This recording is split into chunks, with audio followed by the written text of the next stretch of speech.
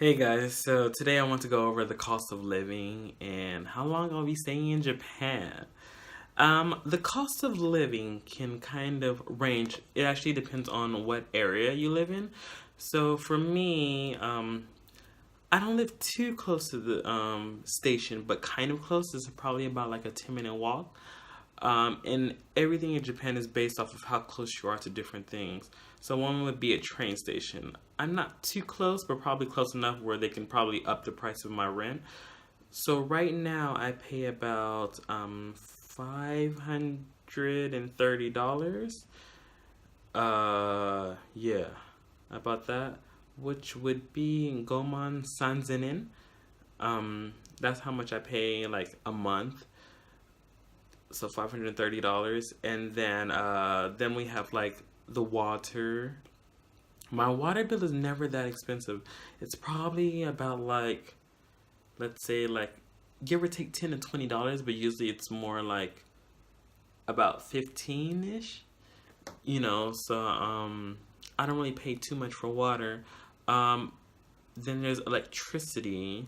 Electricity is probably, well, obviously it depends on how much electricity you use, but like even if you don't use that much, it seems like for me higher than it would be in like America, where I had like a house and like I pay like $33 here, which is be like sanzen sanbyaku, $33 here, like about that range. Maybe sometimes even like about 20. So maybe like anywhere from like 20 to 40. But like the only thing I have would be like my laptop, which I mean, I don't keep it plugged in all day. Uh, I don't watch television. I have an electric stove and I cook like, okay, I make breakfast every morning. I mean, eggs and toast. How long does that take? Like 10 minutes? Five?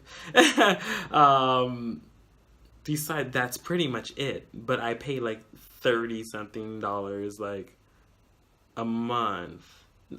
So I'm just like, for me, it's like, wait, what electricity am I using?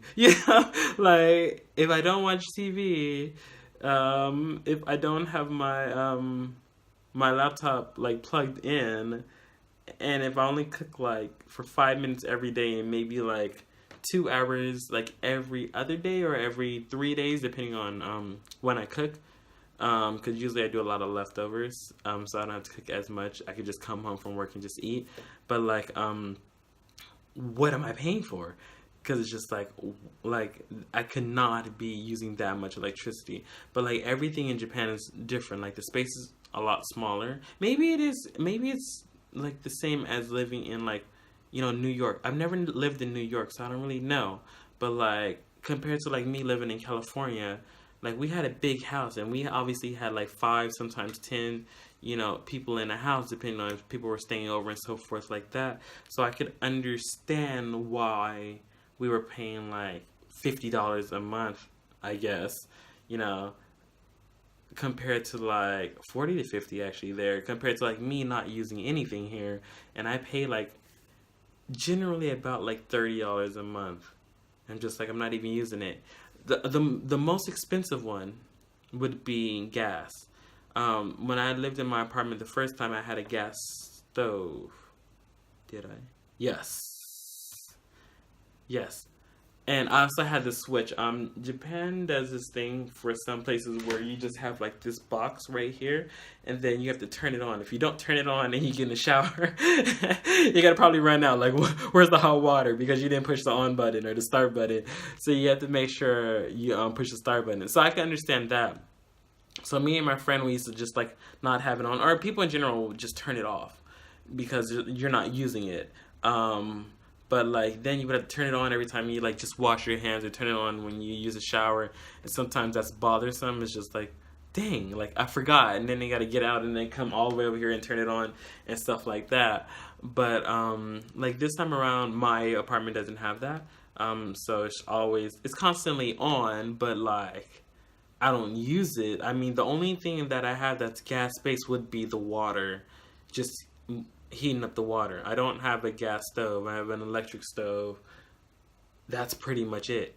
And even for that, I paid like $30 to $40, I want to say, or 30 to a little bit over $40. But it's just like, what kind of gas am I using? It's just water. I take a shower. I don't take long showers. Like, I wash my hands, but majority of the time I'm like at work, so it's just like, where is it coming from?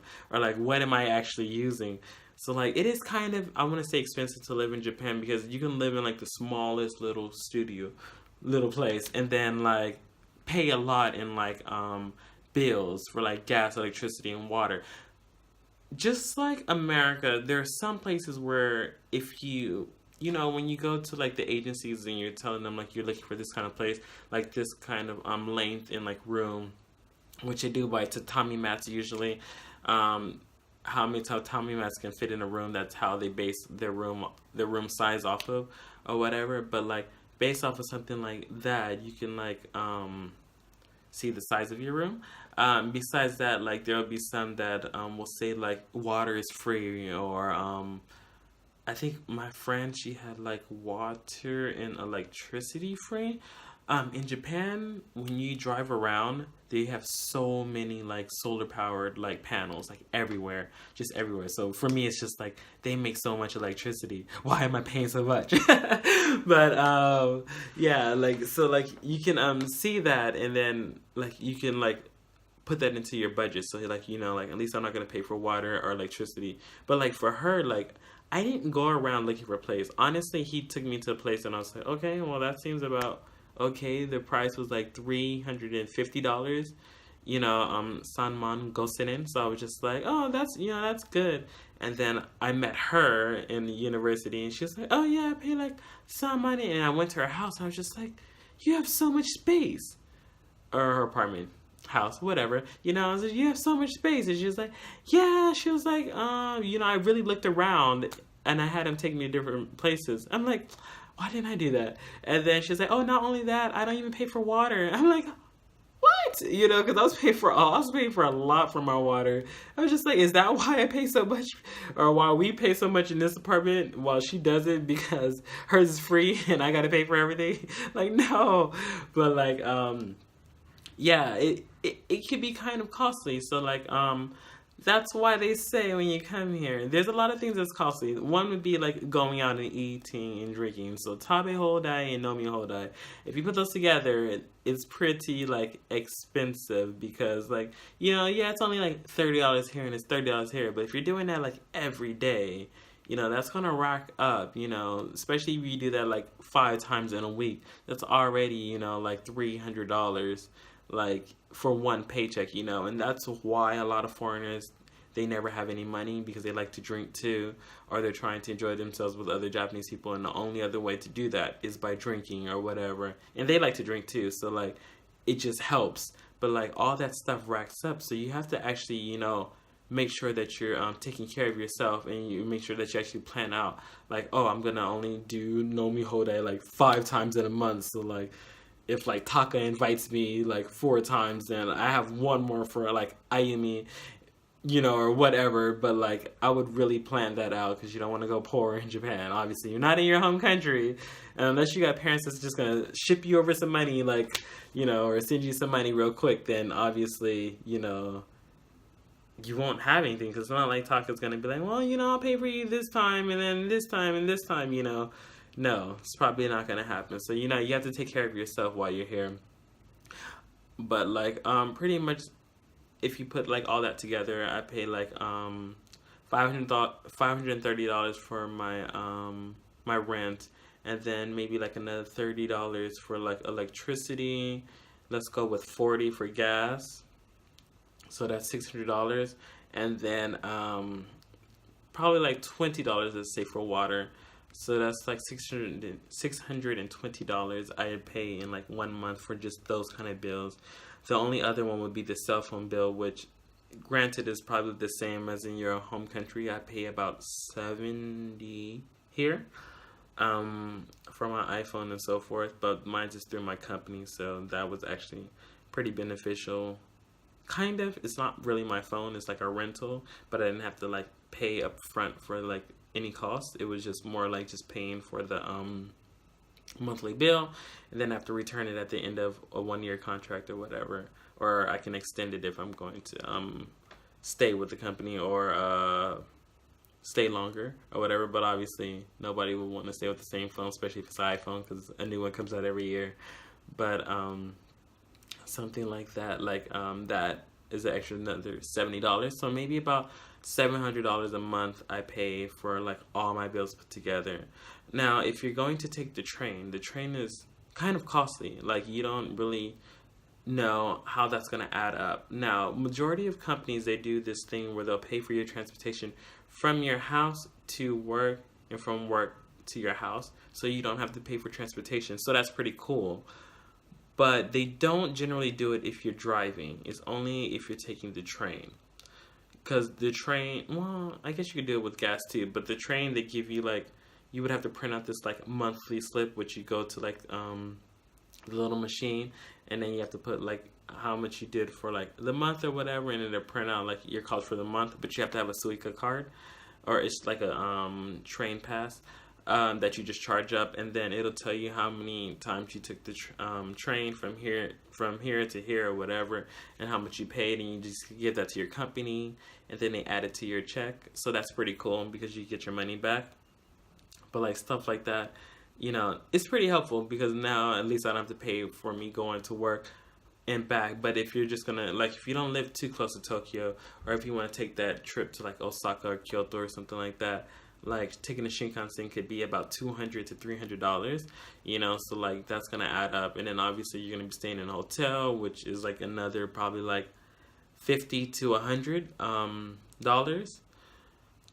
So, all that stuff adds up. You just have to make sure that you know what you're going to do, and the prices of different things. I'm very good with money, actually. I plan out everything. So, like, yeah, I know how much I plan to spend on my CDs, which I spend a lot on. If you haven't noticed so far, but you just have to allot how much you want to pay for different things. And that's pretty much what I do. So if I pay about like $700 a month, the only other thing is I drive. So like my gas, since I have an electric gas car, it's actually very helpful. Like if you come to Japan and you're driving around, I would get one of those because it saves so much gas. Because like your bar will go down and you're just like, huh, and then it'll just go back up because like electricity. You're like, yes.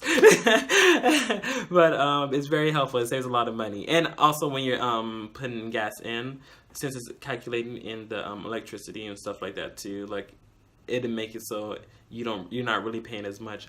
I pay about like $15 to $20 depending on how much I drive, which I don't drive that much. But like if I drive to like maybe go see Charlotte or something like that, then obviously I'm driving more. But since I have this kind of car, like it's very helpful. But maybe like $15 to $20 every 2 to 3 weeks, maybe, unless I drive more, like I said. So that's very helpful. So I'm not spending much there too, and then the rest I'm just saving up. Yeah, I just save up. I gave myself a lot of an amount for like hanging out with different people. If I do hang out with different people, I know that this is what I want to use for the month. I only have one more thing that I really want to pay off, and that's my student loan. So I'm really working towards that. Hopefully I can have that paid off by this year. But, like as long as you budget your money wisely, you should be able to have fun and also like be safe. You don't want to like overspend and then nobody wants to help you, or your parents don't have the money to send you or something like that. And obviously if you're sending money back and forth, you're losing it in currency. Like Japan is way under America right now in like dollars. So if my mom was sending me money, it'd be okay. But if I'm sending back money, it's obviously not okay, because like it's like the 20 or 30 cents like difference right now or something like that. Anyway, that's like obviously a lot of money you're losing. So like if you're trying to pay off a bill at home too, I would recommend before you come here having money saved up there so you can continuously pay like a bill back home, like what I did for like my student loans. I left money there so I can use that money to pay back my student loans while I'm here, And then once I save up the amount that I want, I'll just send that back in a lump sum and just pay it off. So then I'll be good. That's probably like the best way to do something like that. But yeah, that's pretty much it when it comes to the prices of probably being in Japan. If for food purposes, depending on like what kind of market, like if you like to cook, what kind of market you go to, the prices change. So I pay like a lot more for chicken, or yeah, chicken here than I do in America, and then they give you a lot smaller portions too. So all that adds up. But depending on what kind of shop you go to, or mise, it changes. So like the chicken is cheaper at this store, but like the rice is more expensive here compared to like this store, which the chicken is cheaper, but the rice. So like if you have a different shops in your area, it'd be good for you to like actually check that out, because they do that. Like their vegetables are more expensive here and way cheaper at this store. So maybe if you're on your way or something like that, you can always just change and go to Sendo instead of like Kasumi or something like that. So that's very helpful if you actually like to cook. Um, Besides that, that's pretty much it. If I didn't cover any something about like prices in Japan, please just let me know in the comments below. Besides that, how long I'm going to stay in Japan? Um, I really don't know. I cannot completely answer that question. Obviously, as an English teacher, as long as you have a job, pretty much you can just keep extending and extending and extending your visa. So like that's really not a problem.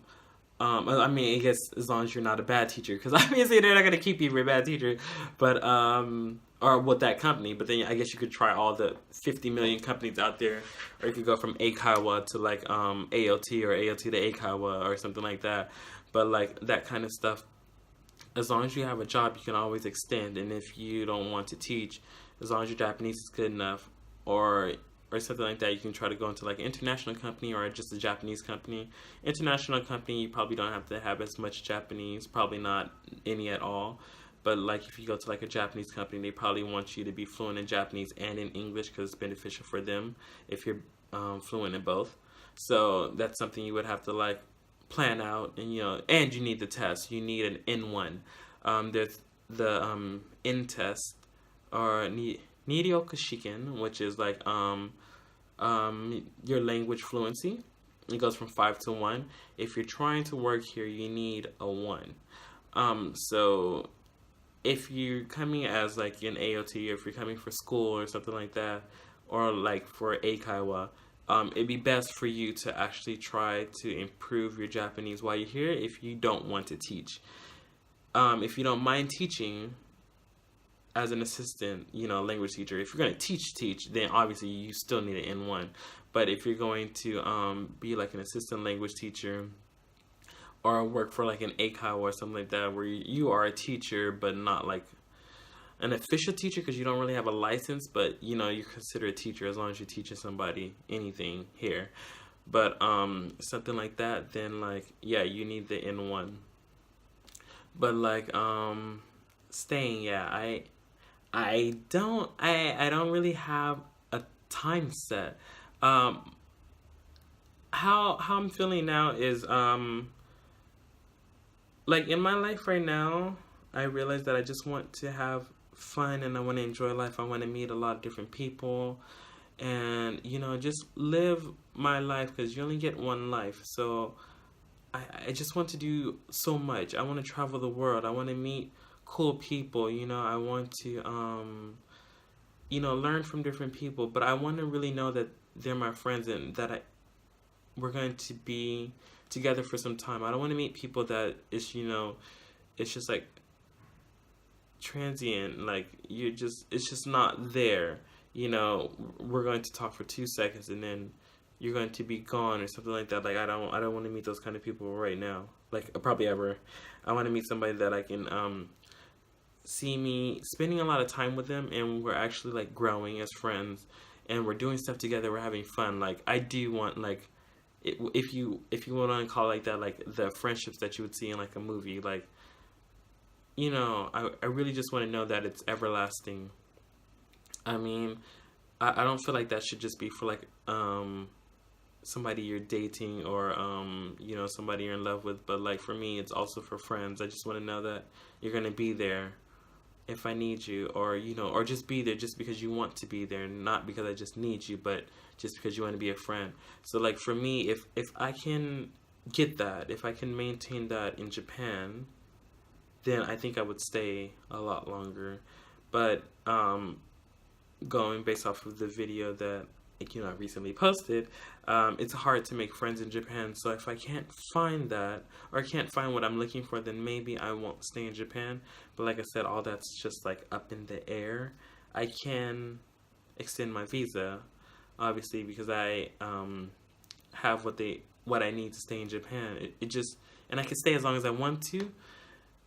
But it just depends on if I want to, but I just want to know that I'm accomplishing some kind of dream. One's traveling the world, one's meeting good people, and just having friends that you can consider family. If I can't find that here, then maybe there'd be no point to being here. So yeah, my stay is up in the air, so I can't really give you an exact estimate on how long I'll be in Japan. I obviously have to at least be here 1 year because I gave a contract, and I don't want to be the type of person that just leaves in the middle of a contract, But yeah, I'm hoping. Yeah, I really can't say. At least more than 2 years, But I guess if it's not going how I want it to, then maybe I'll leave. Yeah. But that would be after some time. I want to know that I gave it some time and that it just didn't work out, and that's why I left. So, yeah, I'll be here for some time. It just depends on exactly when, that I can't really give you. But hopefully the answer that I just gave is good enough for you. If there's anything else you want to know that I have failed to mention, please let me know in the comments below, and I'll get back to you in another part of my About Me series. See you next time. Bye.